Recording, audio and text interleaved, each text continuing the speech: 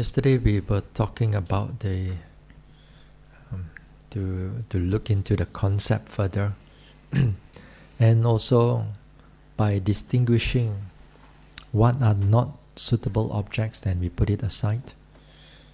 And this concept, when they come in like distortion, sometimes forms, time, and also that comes in through our senses. That when the object strikes the consciousness, then it creates thoughts through these senses. So by distinguishing this concept, and we not to get too attached to them, or being fearful when they disappear. When we are familiar with this nature, when they can disappear, then the mind more settled to the practice. Sometimes for certain yogis, when this concept like body disappearing or hand disappearing, sometimes they get a bit fearful about their own practice. It will happen if you progress, this dissolution of the forms and concept will happen. Once we're able to differentiate them away, then therefore we must know which are the right objects to take up. Now the right objects to take up, belongs to the object of the four foundation of mindfulness. Now yesterday we mentioned talking about the elements first from the body, the four different elements. Although we call it elements, but in terms of meditation, in terms of vipassana meditation, we use these elements as a figurative understanding to denote certain quality or certain characteristics. You have the hardness or softness, those belongs to the earth element. You have the warm, hot or cold or cool, that belongs to the fire element. If it's like cohesion, holding together, and dispersion, it belongs to the water element. If it belongs to something that is moving or something that's stationary or tension, then it belongs to the wind element. Although when we look at elements as four distinguished elements, but sometimes when we meditate, these elements all come together. It's only which is more prominent that you take up on the object. You see, for example, if you note the rising and falling of the movement, most of the time the movement, they are clear. But at times when you note the movement, sometimes you also notice that it can be warm, or it can be like tight, or it can be like vibration or something very hard inside there. Now,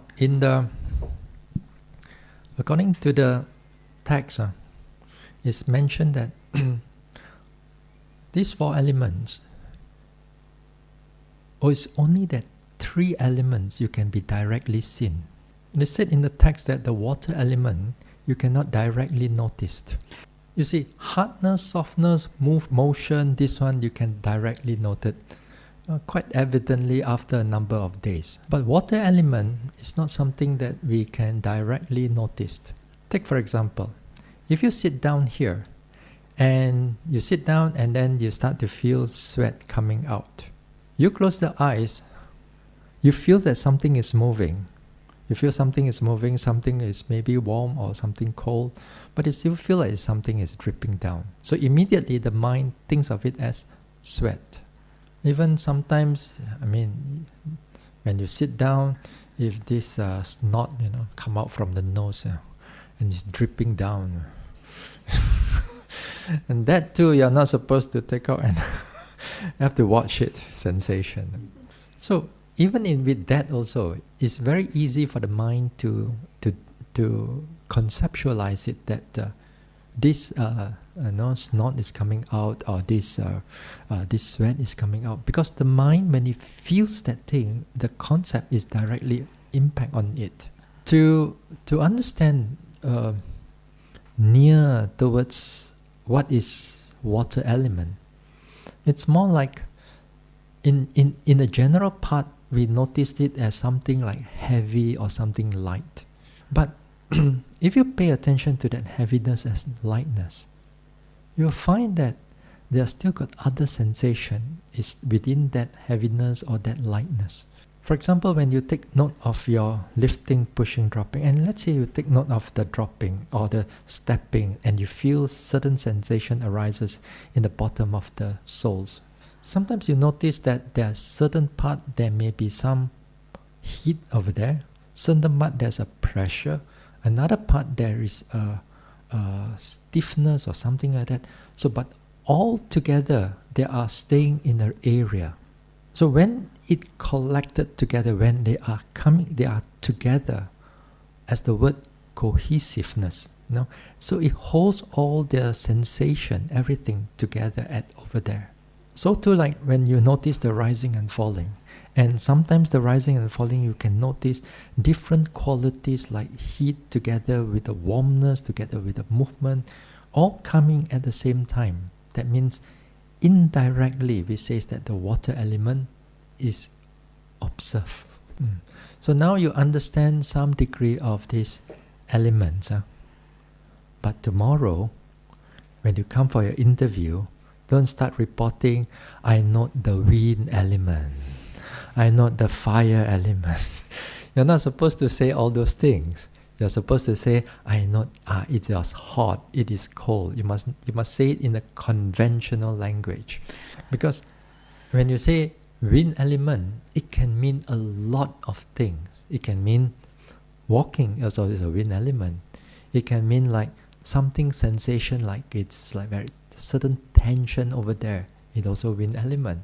You notice the rising, falling is also wind element. You notice the in-breath, out-breath, that is also wind element. So you must directly exactly say which you are noticing.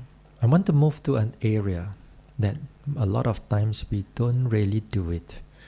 This is what we call the secondary objects of the body. The primary object of this Vipassana meditation, when we take up this Mahasi method, the primary object here is the rising and falling, and during in the walking, the movement and everything that is below the ankle, this considered the primary objects. Well, most of the time we take up these objects, but secondary objects, you must not ignore the secondary objects, because they are as important as the primary objects. Because there will be times in your retreat, that the primary objects sometimes they are not clear. Therefore, the secondary objects will help you to progress. But if you are not skillful in the secondary objects, then the progress will become problematic. Now, secondary objects in the walking meditation, it's from the ankle above all the way to the head. Now, in order for us to note these secondary objects, then what would be good that sometime, for example, you take note of that right step, left step, right step, left step. You know that after a number of days here, after you notice this right step, left step, and then the mind gets still not time yet, right step, left step, and then the mind gets bored. So when the mind gets bored, then what are you going to do? Usually the yogis, when they get bored, you begin to look at other yogis, or how they walk, or look at the outside, and look at the flowers, look at everything else except themselves. Now, instead of going into all these unnecessary objects, then it's better for us to stay. Now, change the noticing from the right step, left step. Now here up to the upper part of the body. Now take note of, like, for example, the knees are also moving. You still go on with the right step, left step, but this time take notice of how the knees are moving as you move on that particular speed. Or you can take from the thigh here, and also to the calf, and see how the legs are actually moving. Sometimes you may feel there's a left movement and the right movement has a slightly different pattern. If you feel that it's slightly different, your job is not to make it the same. Your job is to accept it and walk as it shows you in that way. Because once in a while, we meet with perfect yogi. Perfect yogi means they want everything to be the same. If one leg don't feel right, you want to make it the same as they like, and then they walk nicely. If you do like that, then it's only like showing off only. You're not really observing what is truly happening with the leg. Below it is just a craving. It's a craving that what you believe is right, rather than what the body is telling you. So even when you do this right step, left step, now you can change it to like noticing also the weight, how the body is shifting to the left and right. Or sometimes the hips may be quite clear as you walk, just right step, left step, and you can feel that the hips are swinging to the left and right. So your job is to pay attention to them, keep walking, but see their patterns as they move. Sometimes you can move from the thighs, you can move to the hips for a while, then after that you can change to all the legs. Then just even in one phase, you have changed into different objects.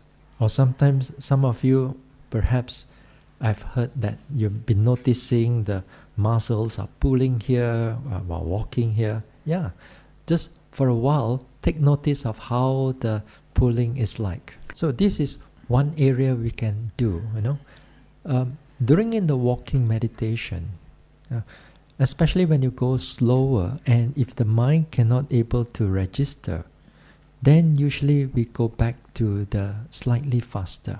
But usually the third phase are quite clear, because by the time you relax and then you come to the third phase, sensation usually is quite clear. Normally we don't have to change to other secondary objects. There's another one also we miss out, that most of the time we miss out, is noting the standing meditation. Now in the standing meditation, well, this meditation for us when we do this walking, because the walking is most of the time, it takes up the time. But this standing meditation, most of the time we don't really pay attention to it. But if you were to start paying attention to it, then there's a lot of mindfulness also can come in from there. Now this standing meditation, well, it sounds easy, but if you stand there for a longer period of time, you begin to find that tension starts building up, because we are not used to stand for a longer than usually what we do. In Burma, in Myanmar, there's other forms of vipassana technique, and one of the technique is to standing meditation for 1 hour plus, because and also when they stand there, they have this mosquito net, and then it covers the whole body standing, which is good. It clears all the mosquito that you truly can stand. But standing meditation is just like sitting meditation. Starting, you cannot sit that long, but over time it gets better, it gets longer. So too standing meditation also like that. Now, when we want to do this standing meditation, it will be good that from experience, when your leg is not supposed to be like parallel, it's supposed to be like slightly wider but slightly on a V shape, so that it gives you that stability. While you are noticing there, so the first thing what you do is that you scan the body. You scan the body, like you label it as standing, then you scan from the top a few times, or you scan from the bottom up a few times. While you're scanning through after a few times, then you look out for prominent objects. For example, sometimes it starts from the 2 feet, the 2 soles that's touching the floor. Sometimes for some people when they stand, then rising, falling become clear. So whichever object that you take up, it's perfectly okay. If let's say if the 2 feet is clear, then this time what you can do is that you take these 2 first and to see which one is more prominent. You feel the pressure or you feel the warmness as it's there, when it's there. Sometimes the prominent can change from one feet to another feet, and that one will come back again as if like they are moving here and there. But sometimes when even you do the standing meditation, not necessarily the body is straight. Sometimes the body has a tendency to go slightly bend forward or bend to the side. It will, as long as you leave it naturally, the body will go to its slightly position actually, and that is perfectly fine. Because if the body is slanted to the side for a while, just leave it there for a while and then continue noticing what is happening. Another thing is about the eyes. Is sometimes some yogis close the eyes, some yogis open the eyes. Although when you close the eyes, you can feel the sensation stronger, but sometimes close the eyes can make some yogis a bit dizzy. Once in a while, when we close the eyes, sometimes you can feel internally like there's some vibration here, some vibration there. Although they are good objects, but for some yogis, it feels just dizzy. So therefore, we keep the eyes open, but make sure that when we keep the eyes open, especially when it comes to the end of a walking, for example, like this path here, you walk here, the end of the walking is a very nice scenery for outside. So that one, you got to be careful, don't start looking into all these things. So look inside. So here you pay attention to it.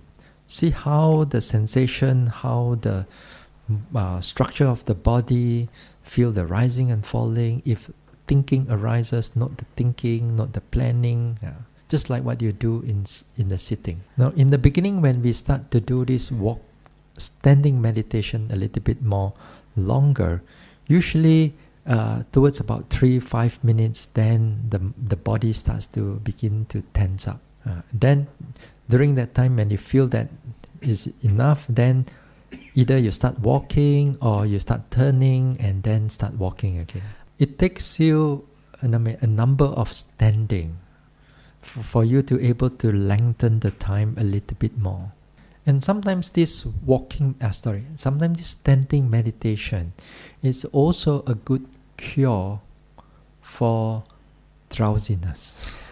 Sometimes, like for example, when you're sitting down, you're a bit drowsy. Sometimes they make intention just to get up from the sitting, but then they do standing meditation to note. Sometimes it's effective, sometimes not so effective.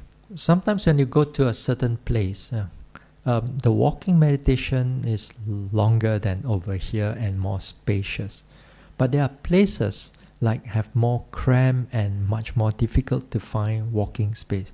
Therefore, standing meditation becomes important. So you got so many walking meditation. So try the standing meditation for a while and see what happened to the body when it's standing, and report in your interview. So you see, secondary objects, they are in terms of the bodily objects. So these are the different areas that we should supposed to be able to master them. But although to me it is important, all these things, but honestly to say that sometimes when in other teachers, if you report all these secondary objects, sometimes they don't want to listen to your secondary. They just want to listen to your lifting, pushing, or rising, falling, and that's it. To me, that all these bodily objects, you have to be skillful. You have to able to use them, because not every time your rising and falling is going to be clear. If it's not clear, other secondary objects also will help you to progress in this vipassana. Now look into the sitting of the secondary objects in the sitting. Now take this sitting and touching. Now here again, this sitting and touching, again, not many of us want to dwell into it or want to pay attention to it more thoroughly.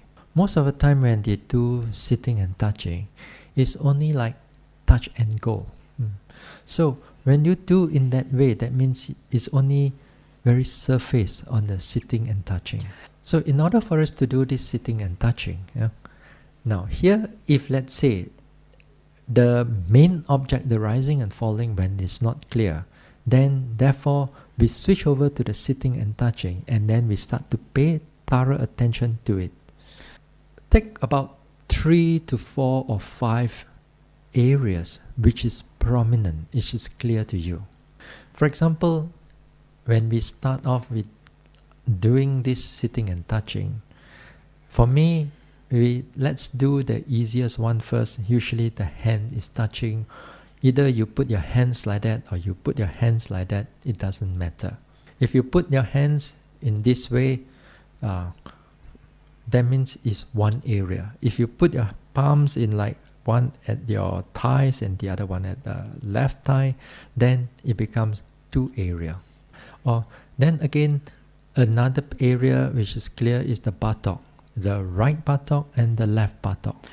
But if you cannot feel the left and right, just feel one big buttock. It's perfectly okay. It's a matter of the training, then the mind can actually differentiate between the right sensation and the left sensation. Now, in order for us to do this sitting and touching, here, let's say we start off with the first object, the touching. Here what we do is that we label it as touching, touching, touching, 4 to 5 times of touching. While you're noticing this 4-5 times of touching, what you need to do is also to pick up a sensation. For example, you pick up a hot or something sweaty or something warm. Just pick up 1 or 2 sensations. But you don't have to keep on looking for so many. You just 1 or 2 sensations, it is enough. Then when you're able to pick them up, then you move to the buttock. Say here the right buttock. And then we note sitting, sitting, sitting, sitting, sitting. 4-5 times of labeling there. At the same time, while we are doing it, again here you notice some kind of pain or pressure or heat. Then after that you move to the left buttock. You do the same thing. After that you come back to the hands again. So you move around clockwise, sometimes anti-clockwise. Or sometimes you feel like you want to change completely different objects. You can take up hands. You can take up the feet that is touching here, or you can also take up like thighs, also possible. Just choose 3 to 4 or 5 objects and then we take note of it. Again, you do the same thing. You determine that 3 or 4 or 5 objects and you determine that, and then this time you pay attention to it. Touching, touching, touching, touching, here, touching, touching, touching. The other one, we want to label it as pressing, pressing, pressing, also okay. Another way of doing sitting and touching is that, for example, you take note of the whole body sitting as a sitting position.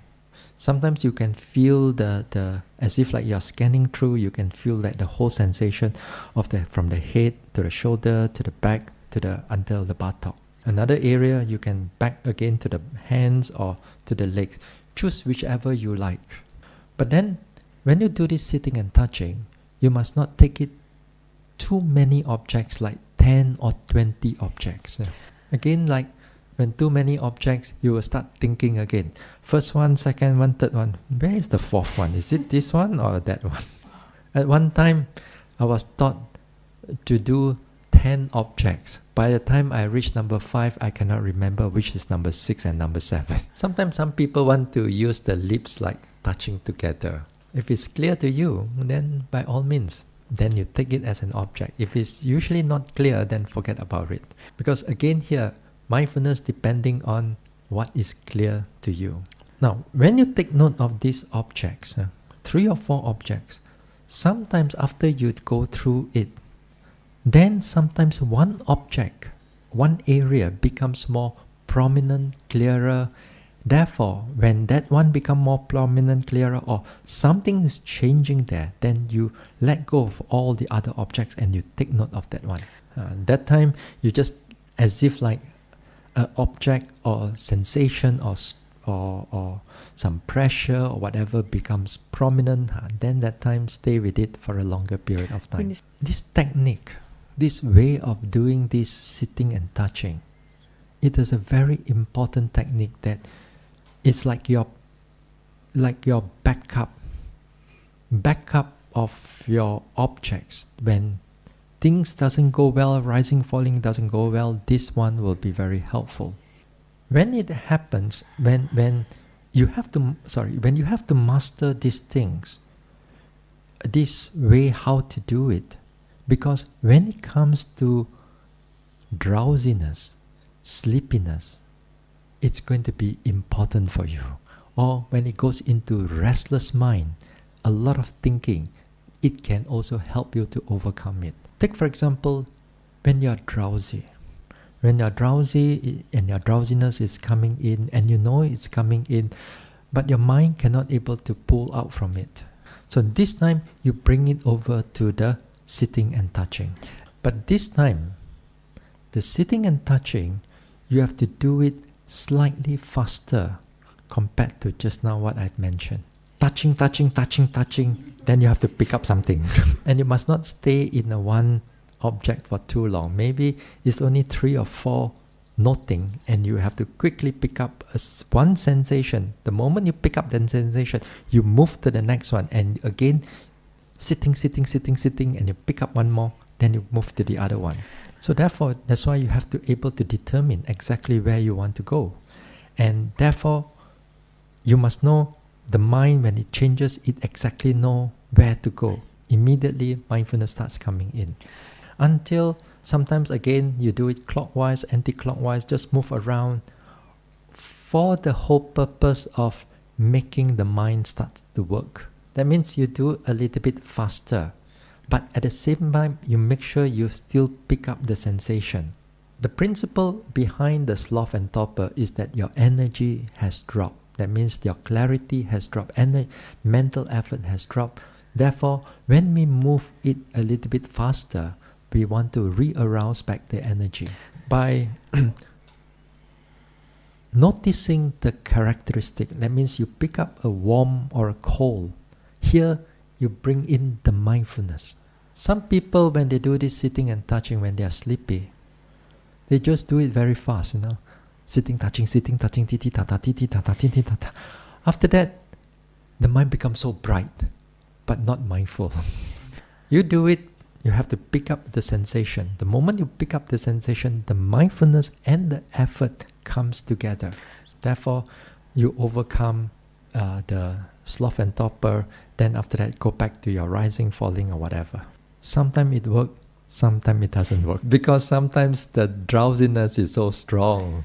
You try this and that, sometimes it doesn't work. Sometimes it doesn't work. The next thing is to get up from the seat and do walking, or go and wash your face or stretch out a little bit. Usually there's the first few days, first few days of drowsiness. The first few days of drowsiness, you cannot help it, because you are changing from outside to inside. But after a number of days, where your mindfulness has come to a certain degree, you also notice that it's not every sitting that you are sleepy. There's also a certain period that you are sleepy. This time is where the sitting and touching will be helpful. Now, how about restless mind? How do we use this sitting and touching to calm the restless mind? Here, the principle of this restless mind is because there's a lot of negative or too much mental energy. Therefore, the mind goes into a lot of thinking. So therefore, we want to bring the mind down to more calmness, and yet the mind that comes with mindfulness. Now, take again 3 or 4 areas of your object, of 3 or 4 areas of the sitting and touching. Now, let's say right now, your mind is a lot of thinking, and it's keep on going on and on and on. And right now, you know that the mind is thinking because somehow or another you can pull out from it. Although when you pull out of it, the restlessness, the restless mind is keep on going and going. So this time it's good for us to slowly bring the mind to the sitting and touching. Now, take the touching first. Here, when the restless mind is there, you label it as restless, restless, restless, And then you generally persuade the mind, the attention down to the touching, and you just note touching, touching, touching, and then you will go again into restless mind. Here, you bring it just to touch there and stay there for a longer period of time, and you label it slightly slower, touching, touching, touching. And then after that, the mind will want to go into thinking again because it's not finished yet. Then after that, you note the thinking, planning again. Again here, you persuade the mind to the sensation of touch. Again here, while you label the touching a few times slower, pick up a little bit more sensation, like 1 or 2 or 3 sensation there. Then again, you let it go into the thoughts again. Then again, you bring it down. Again, you bring it to the thoughts, and slowly you bring it down. Once you find that the thoughts has slightly become more weaker, then what you do is that you try to stay on one object for a longer period of time. This time, you can go up to like 10 counts or 10 noting per area. Then, after that, when it goes to the thinking again, you're aware of it. Then after that, you move to the next object as you persuade it, and then go to the next object. And you feel again, like for example, the sensation, you feel sensation, or sitting, and then thinking, or planning, then back again a few times again. So when you do that until the thinking starts to disappear or starts to weaken, then the mind can stay with the body for a longer period of time. When the thinking finish, sometimes it doesn't let you go yet. It just gives you a but after that, there's another army at the back there. So the mind, the thinking mind can be very strong. A lot of times we have to learn to calm the mind down.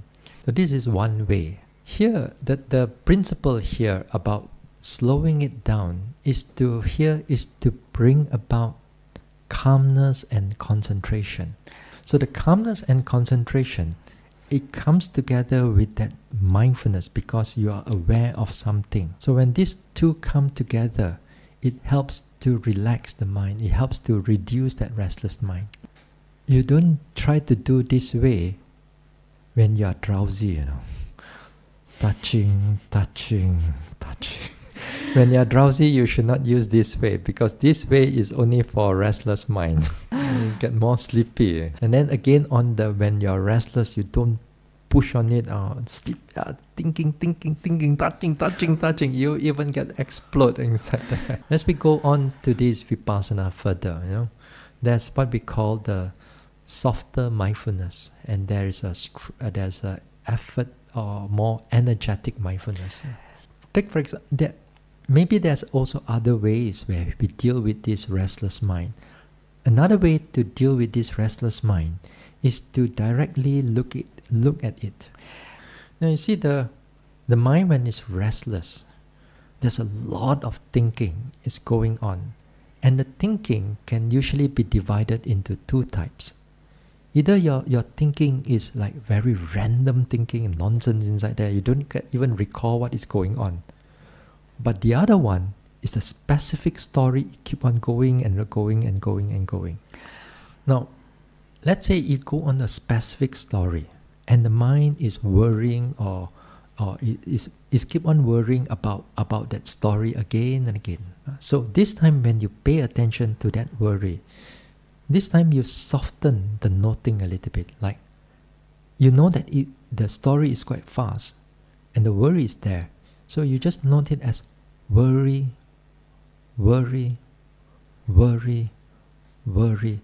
And although the things are going fast, but here the labeling and the noting has slowed down, but slow yet firm observation.